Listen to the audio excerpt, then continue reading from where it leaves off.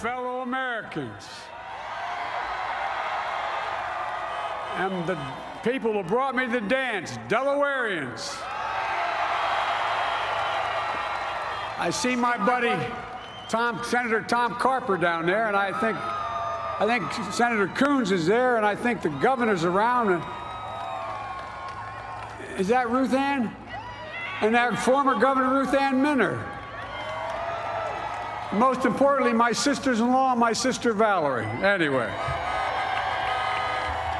Folks, the people of this nation have spoken. They've delivered us a clear victory, a convincing victory, a victory for we the people. We've won with the most votes ever cast on a presidential ticket in the history of the nation. 74 million.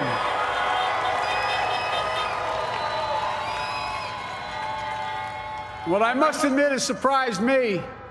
Tonight, we're seeing all over this nation, all cities and all parts of the country, indeed across the world, an outpouring of joy, of hope, renewed faith in tomorrow, bring a better day.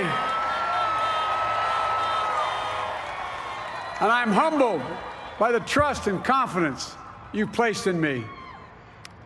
I pledge to be a president who seeks not to divide, but unify, who doesn't see red states and blue states, only sees the United States. And work with all my heart, with the confidence of the whole people, to win the confidence of all of you. And for that is what America, I believe, is about.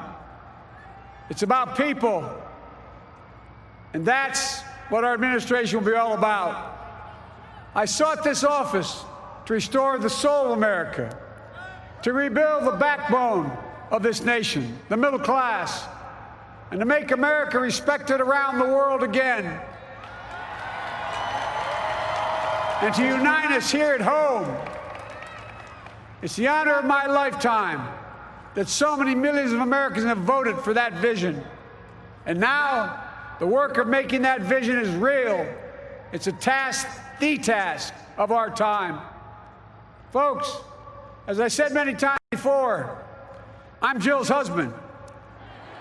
And I would not be here without her love and tireless support of Jill and my son Hunter and Ashley, my daughter, and all our grandchildren and their spouses and all our family.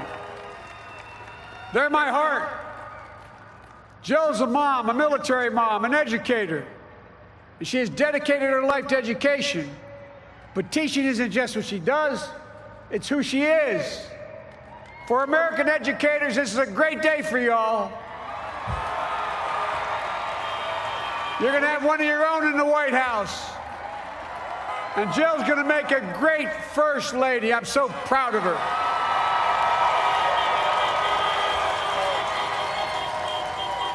And I'll have the honor of serving with the fantastic Vice President who you just heard from, Kamala Harris, who makes history as the first woman, first black woman, the first woman from South Asian descent, the first daughter of an immigrant ever elected in this country. Don't tell me it's not possible in the United States. It's long overdue. And we're reminded tonight of those who fought so hard for so many years to make this happen. But once again, America's bent the arc of the moral universe more toward justice. Kamala, Doug, like it or not, your family, you become an honorary Biden, there's no way out. All those of you who volunteered and worked the polls in the middle of this pandemic, local elected officials, you deserve a special thanks from the entire nation. And to my campaign team and all the volunteers and all who gave so much of themselves to make this moment possible, I owe you. I owe you. I owe you everything. And to all those who supported us, I'm proud of the campaign we built and ran. I'm proud of the coalition we put together, the broadest and most diverse coalition in history. Democrats, Republicans, independents, progressives, moderates, conservatives, young, old, urban, suburban, rural, gay, straight, transgender, white, Latino, Asian, Native American. I mean it, especially those moments, and especially those moments when this campaign was at its lowest ebb. The African-American community stood up again for me. You've always had my back, and I'll have yours. I said at the outset, I wanted to represent this campaign to represent and look like America. We've done that. Now that's what I want the administration to look like and act like. For all those of you who voted for President Trump, I understand the disappointment tonight. I've lost a couple times myself, but now let's give each other a chance. It's time to put away the harsh rhetoric, lower the temperature, see each other again, listen to each other again. And to make progress, we have to stop treating our opponents as our enemies. They are not our enemies. They are Americans. They're Americans. The Bible tells us, to everything there is a season, a time to build, a time to reap and a time to sow, and a time to heal. This is the time to heal in America.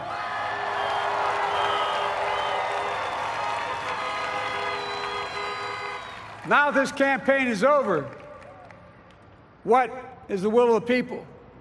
What is our mandate? I believe it's this.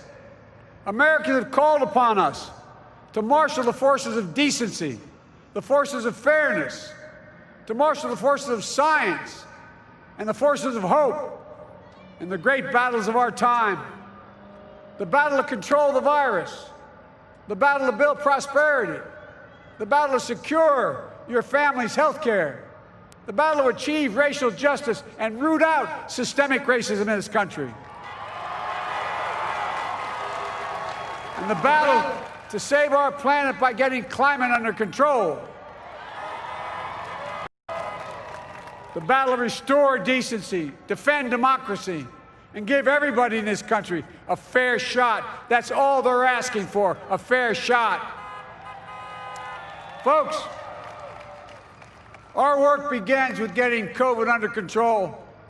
We cannot repair the economy, restore our vitality, or relish life's most precious moments, hugging our grandchildren, our children, our birthdays, weddings, graduations, all the moments that matter most to us until we get it under control.